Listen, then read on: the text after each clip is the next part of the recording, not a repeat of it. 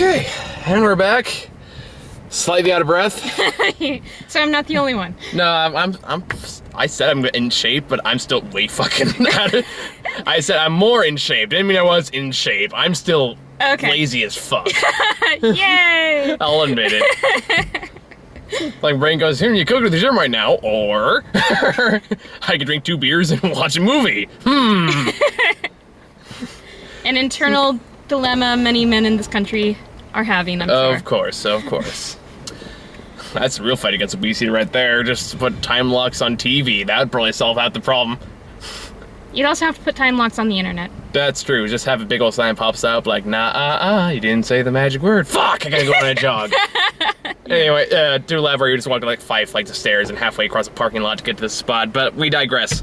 So we just got out of, this is when I leave you. I can never remember the name of this damn movie.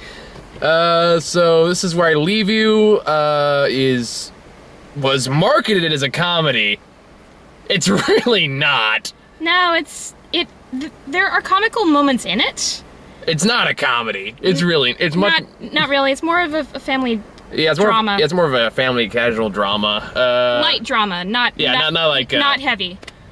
Although it tries to be sometimes, but we'll get to that. Yes. But yeah, it has. What's the name of the guy who played the Arrested Development guy? I can never remember his name. I thought his voice sounded familiar. Yeah, it's the Arrested Development guy. Oh, okay. But I forget his name. It's him, Tina. It's the main guy from Arrested Development. I forget his name. I'll probably look it up later. Doesn't matter. It has him, Tina Fey, and a few other actors I actually really, really like. Yes. Yeah, it's including Dax from Parenthood. Parenthood, who, yeah, I almost said Braverman because he plays Crosby Braverman. Yeah, Crosby. Yeah, that's the joke. That was a joke I made to you on the way over here. Where it's like, okay, I'll build up to it. So basically, the story of the movie is actually, it really starts off on a really dramatic note. It does. And I almost leaned over to you and go, "This is supposed to be a comedy, right?" But what happens is almost right off the bat, and it's a good scene too, is it sets up the guy whose name, what was the character's name? Jed. Or Jude. Judd? Judd, I think. Or we could just call him Jay. I'm gonna look this shit up. Because we're only just starting, we can't remember names now, we're not gonna get through this. There are a lot of characters in this film. The cast is pretty extensive, so you can understand our shortcoming right now. I mean, we both agreed it's much better than what we were expecting. Yes, I told you on our way over from the theater, I liked this more than I was expecting to. Oh, Jason Bateman, that's who I'm thinking of. That's the name of the actor. He plays Judd, the main character, who works at a radio station. Which I appreciated. Well, alongside, he has a kind of like a recording, like producer for for a guy who's like hosting the show called Be a Man or something. Man Up, that was what it was. Which is very macho-chistic bullshit radio show, and you know, we've all heard those stupid talk shows before. It's one of those. So, but it turns out he got there early because I guess he wanted to wish his wife a happy birthday, and he gets her a nice cake and lights candles on it and everything. And he goes over there. Turns out his boss, aka the host of the Man Up show. The Man Up show, Crosby. We're gonna call him Crosby. Even though it's technically a different character than obviously, what he plays on Parenthood. And not really. Not really.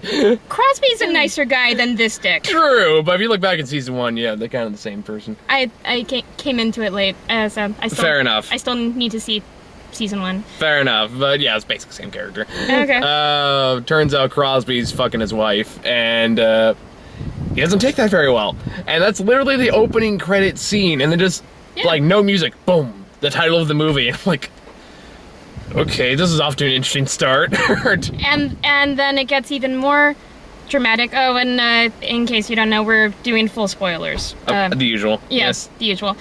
So after that, the next scene is Jason Bateman's character laying on a couch in what looks like a dark apartment or something gloomy like that, and he gets a call from his sister saying that their father died, and their father's dying wish was for them to come home and sit Shiva at their family childhood home. So right off the bat, within the first 20 or so minutes, he finds out that his marriage is over and his father's dead, and that's where it starts. And it snowballs even bigger and bigger from there. Yeah, like I said, there's a lot in this movie that I actually really liked. Me too. That being, like, as I liked it more than I thought it was going to. That being said, it's still got problems, and those problems really kind of bogged down for being a really good movie. Yes, it still is a good movie. It's just there is so much going on, and I would kind of put more in the okay range. Or like the parts that are good are pretty good, but the rest of the time it's like you're kind of waiting for something more interesting to happen. To be honest, because okay, I'm sorry, I didn't mean to interrupt there halfway through, but where I'm going with that is basically like she said, there's so much going on. There's so much, literally there's at least 10 different subplots. And the problem is, the movie doesn't give enough time for any one of them to really breathe. It's constantly hopping from one subplot to the next subplot. Yes, we're saying that if it focused on 3 subplots a little bit more and cut out a lot of the fat.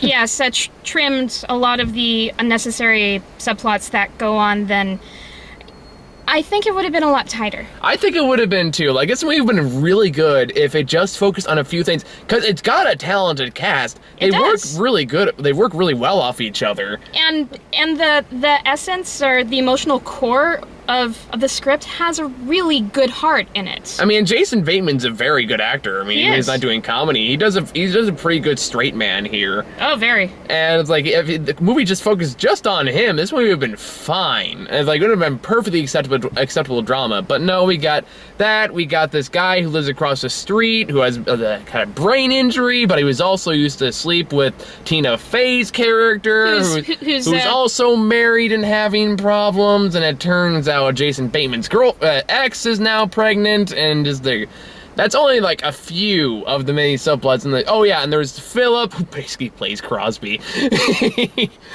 Yeah. That was a joke I made to you, where it's that actor popped up and it's oh look, I think his name's Drax Shepard, I think his name is, but it's oh look, it's Crosby. Then the guy plays Philip pops up oh look, it's Crosby, because it's the same fucking character.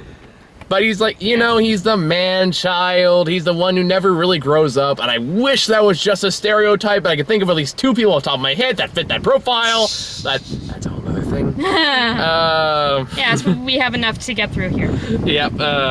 But turns out he's also having problems. He's broke. He's a screw-up, and he brings his older girlfriend, who's a psychologist. Who's a psychologist, and she's insecure because discount Crosby might be cheating on her, and he does. And meanwhile, you got this other girl named Penny who used to have a crush on Jason Bateman's character. And still does. And then they end up together. I mean, just listen to all these off the top of my head. There's just so much fucking going on. And the oldest brother and his wife are stressed out because they want a baby so badly. But the fertility thing isn't taking for some reason, but it turns out that his wife used to date Jason Bateman's, and then she flips out halfway through and tries to screw Jason Bateman, because apparently he's very fertile. Apparently, although his ex-wife lost their first baby in a miscarriage. Yeah. Oh yeah, and there's that too. I forgot about that. And there's one other thing that they just squeeze in towards. Oh yeah, that came out of nowhere. And it did come out of nowhere, and I really wish they would have just edited this. Yeah, they could have just taken this out. You could have taken it out completely. You wouldn't have missed the script. Thing. Exactly. So. That's kind of the problem with the thing too. It's it really becomes apparent towards the third act just how many subplots are going on. Because towards the end, it's quickly trying to wrap everything up, and it does that through a series of which admittedly are good moral speeches. Problem is, there's also so many fucking morals as well. There's so many fucking plot lines. Yes. And that's another problem I had with it.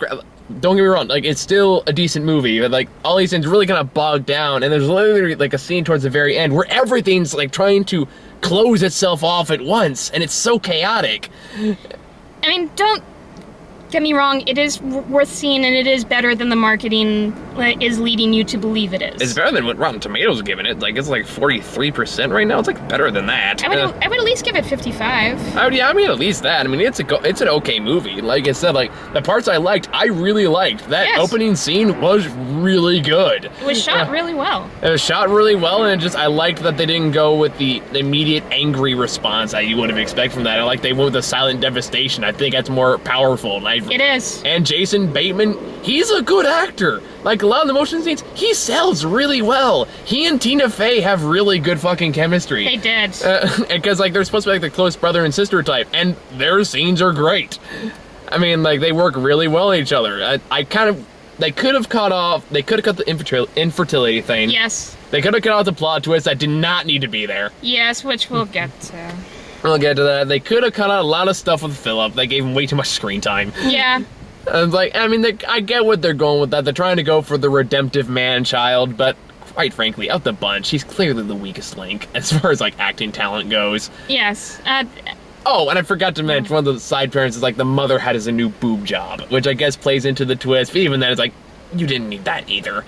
No. On a side note, Granted, I have a cultural bias, but I did appreciate that they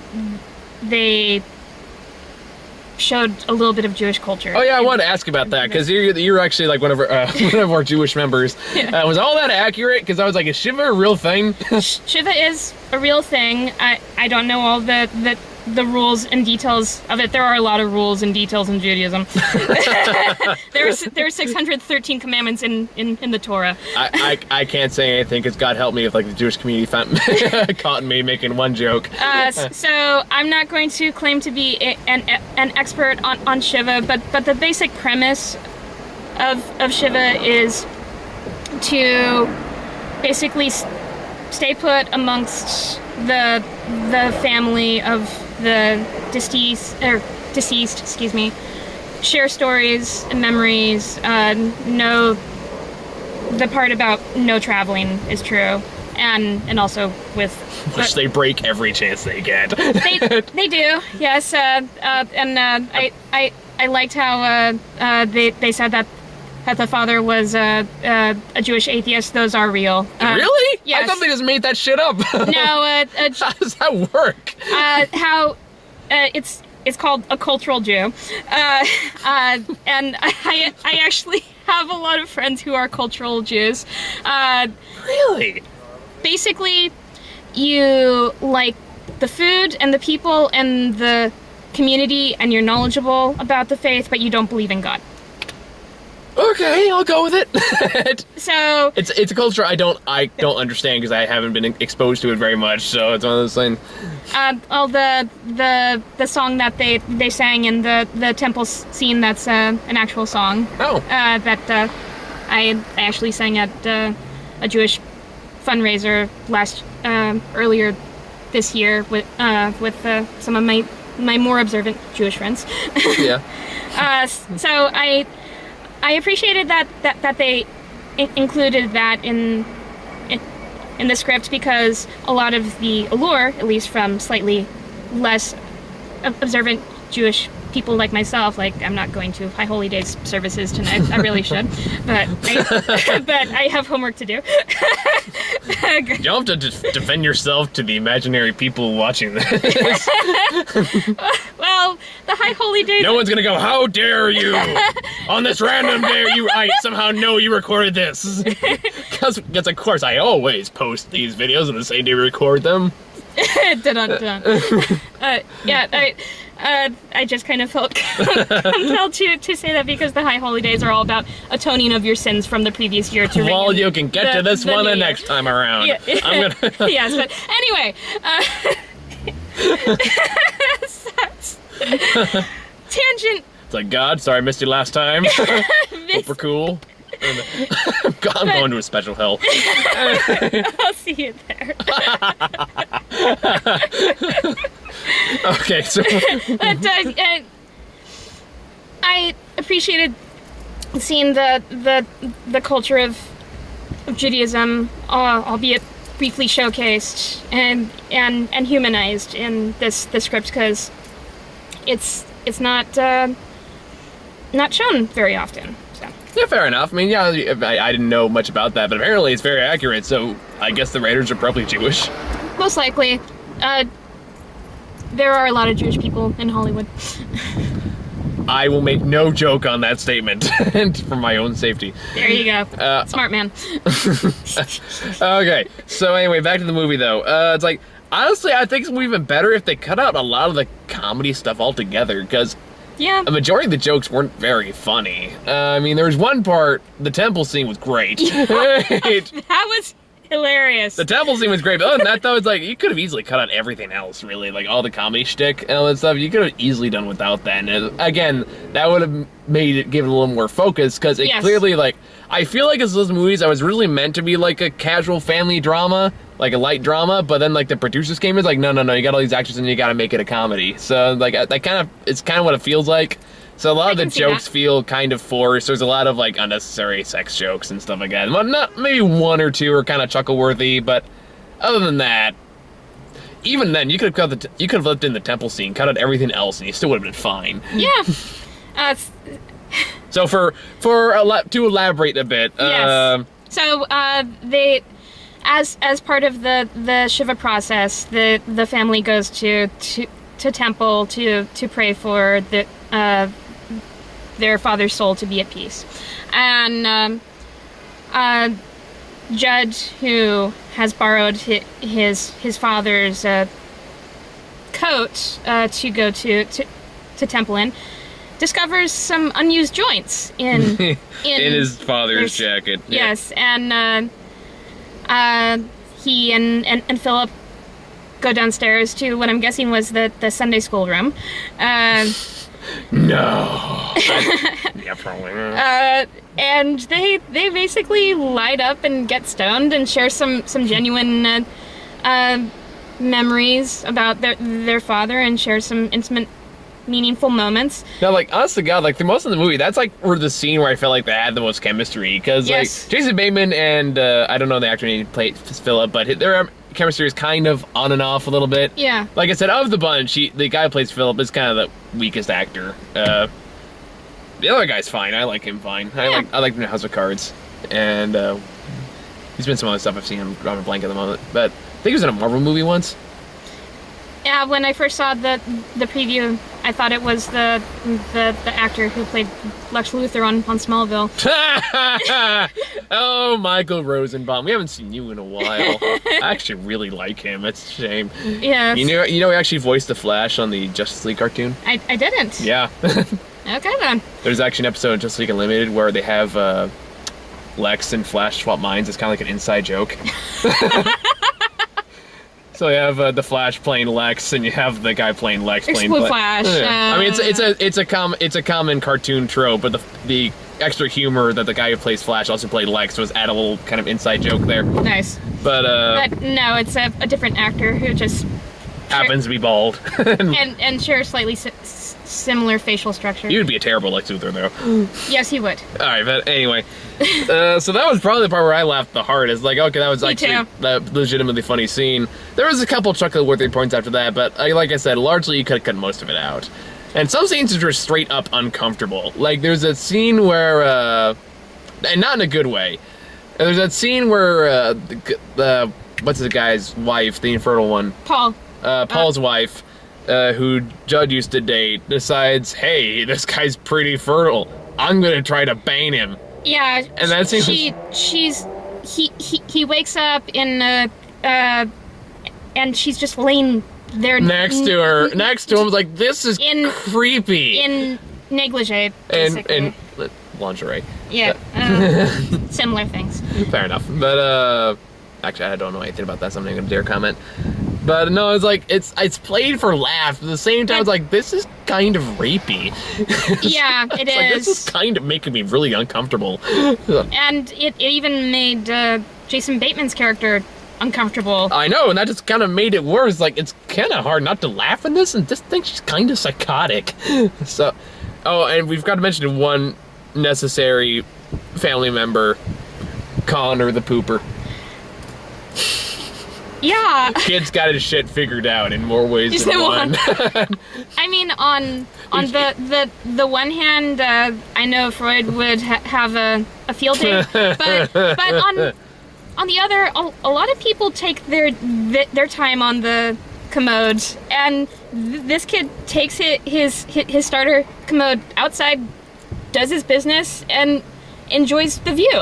I mean, it's kind of a dumb little recurring joke. At the same time, it's like, yeah, you know, if I could take my portable crapper, I'd probably take it outside too. Yeah. Like, morning. You know, it's like Scrubs, you know, it's like the roof toilet. You can do all the good thinking. Do you watch Scrubs? I've seen some episodes, so I'm a little familiar, not overly familiar. Have you seen the roof toilet episode? Not yet. Okay, it's basically an episode where the janitor installs a roof toilet on the roof. I can see that happening. And it gets popular because for some reason every time you go on the roof toilet, you get an epiphany on how to solve all your life problems. Must be the altitude. Possibly. But, yeah, I mean, like, overall, like, it's better than Rotten Tomatoes giving it. It's got good elements. It has good actors, good chemistry, at least between some of the cast members. It, like I said, the script has a lot of heart. They just needed to trim the fat. Yeah, and really, they just need to do a lot of cutting. I mean, you could have easily shaved off 20 minutes off this thing. It would have been fine. Oh, yeah. It's just one of those things. If just focus more on Jason Bateman's character, and because he's probably the most talented actor there, I think. And he's the closest thing that we have in this ensemble piece to a leading character. I mean, he's the everyman. Yeah. He's kind of the one you expect to lead the show. But yeah, just cut out a lot of the comedy elements. Make it just a light, casual drama, and just. But keep the stoner scene. Keep the stoner scene, which is phrase on earth, I'd say. I know, right? Because the talent's there, the script's there. You just need to just let the actors do their thing, pretty much. Yeah. Don't give the movie time to breathe. Don't just focus on jumping from one thing to the other. That's where it falls apart. Because you're so focused on just trying to wrap everything. Oh, we've got to mention the spoiler. Yeah. I was like, towards the very end of the movie. This is the one thing that just made me groan. I feel like they just shoehorned it in. It came right out of nowhere. Like, an executive said, okay, that's good, but there's not enough stuff in here, so put in one more thing. So what happens is that scene I mentioned earlier where they're trying to wrap up all their plot points, and it's really rushed and chaotic. And they're fighting and continuing with their dysfunctionality. Yeah, doing all that shtick. And it turns out the mother starts, I guess, kissing the neighbor. So now, right out of nowhere, she's a lesbian, which, I don't care one way or another what your sexual orientation is, but this came right out of nowhere. It did. There was no inclination. There was like one or two hints, but there was no way it would draw that conclusion. Yeah. So it just felt really forced, really just tacked on, and it just like, it serves nothing for the plot. In fact, it kind of, like I said, I kind of groaned a little bit too, especially when they used that as like the springboard excuse to why she had them all stay there to begin with. Yeah, it's like, I felt like a Scooby-Doo moment. It did, yes. So like, you didn't need that. You could have easily done without that. You could have easily kept it just the father's dying wish. You didn't needed some plot twist. You didn't need that extra, and it's not even brought up again for like maybe once they make an offhand comment about it, but they don't talk about it again. So, what was the point? And this is something that I was telling you on the way out of the theater. So the movie starts off with the male lead realizing that his marriage is over. Then he finds out that his father dies, and then in the second act he finds out that his soon-to-be ex-wife is pregnant. Those three things alone are life-changing, traumatic events that and I understand that a lot can happen in a day, but this movie takes place over the course of what, a week, a month, like a week, yeah. Yeah, so expecting all that and more to happen in 7 days, it is a little far-fetched. Yeah, it's like, I think that's why I told you on the way over here. It's like, it basically felt like they were trying to cram a whole season's worth of Parenthood into like an hour and 45-minute movie. Yes. I mean, like, Parenthood has a lot of shit going on in their seasons, but they have like 13 to 26 episodes to space it out. And they do it a lot better too. they do. The writing on Parenthood is excellent. Yeah. Should have had Crosby played Philip. Probably just looked at the script, like, no, I did this already. Let me be the radio host that fucks the other girl. That'll be good for me. So, yeah, which is a smaller part too. He's only in a few scenes. Yeah, so yeah, I mean, take as you will. It's a rental, I would think. I'm not sure I'd go pay full price to see it. We saw a matinee, so we got it only for $5. I'd say that is worth a matinee. Yeah, maybe like matinee maybe. Overall, like I would wait for. If it's on Netflix, I'm not gonna say no. So it's one of those things. It could have been a lot worse, could have been better, but overall... I enjoyed it. Yeah, like there's parts that I really liked, some parts that annoy me, but overall, I would say the good outweighs the bad. So, yes. Take that as you will. So, trailers then. Trailers. She. So, the first one we got was the Dumb and Dumber Dumb sequel. and Dumber 2, yeah. I've already talked about it plenty, so I don't really have any more to add on it. What do you think? I'm not a fan of this type of humor, so it's not. Oh, you didn't like the catheter joke? You've never worn a catheter, have you? Nope, and nor do I plan to if I can help it. Yeah, no, I did not like the catheter joke. I mean, okay, for males, a catheter is stuck right in your you-know-what. I got that, thank you. So... him just yanking it out, no, I did not like that. Alright. So, like I said, I'm not the target demographic for this franchise, and it is a franchise now, because this is the third film in it. Oh, yeah. So, I have nothing constructive or objective to say about it. Just, I did not enjoy the trailer, and I probably would not enjoy the movie. Yeah, that sounds like a hesitation. I don't know, I'll still probably go see it. Then we got The Judge. This looks actually good. Or it has a... It has a really good cast. It has a top-notch cast. Robert Downey Jr., Robert Duvall, what else is in it? A bunch of names that I didn't catch, but... Oh, Billy Bob Thornton, he's in there. Very white cast. Very white, quality...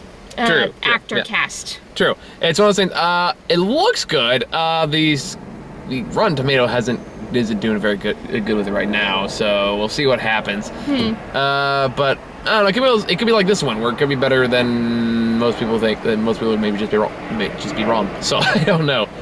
But it does have, like, you kind of know where it's going, though. You kind of can predict the story where it's going to end, and you know all that stuff. But, yes. I mean, if the talent's there, so we'll see what happens.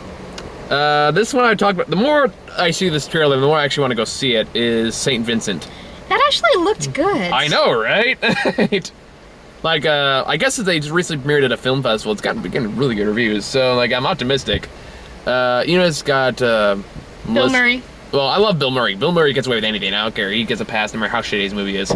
But has Melissa McCarthy is a little more of a concern spot for me. Well, I'll always think of her as Suki from Gilmore Girls. So I love her. I just know I saw Tammy. So I didn't see Tammy. I just know her from Gilmore Girls and from Bridesmaids. I know her from Tammy and The Heat and Mike and Molly. I'm sorry. Yeah, me too.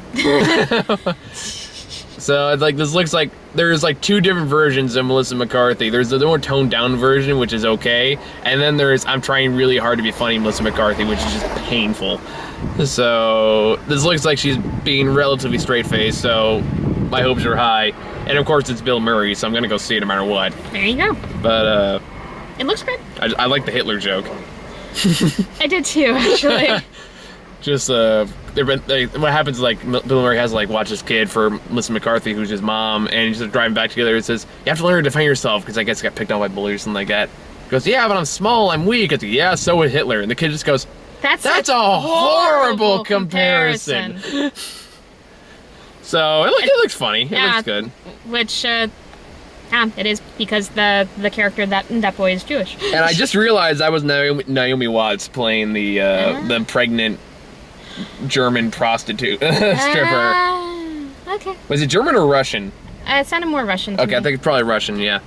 But I'm gonna go see it. So Yeah, it looks good. I think about covers it. We're doing a lot of catch up right now. Tomorrow we're doing Dolphin's Tales 2, hopefully. And after that, I'm probably gonna do a double feature if I can with Welcome on the Tombstones and Maze Runner. Then the next week, I got more. You got Tusk. I got Tusk, and I got other movies I'm forgetting the names of at the moment. It doesn't matter now. We'll go talk about it later.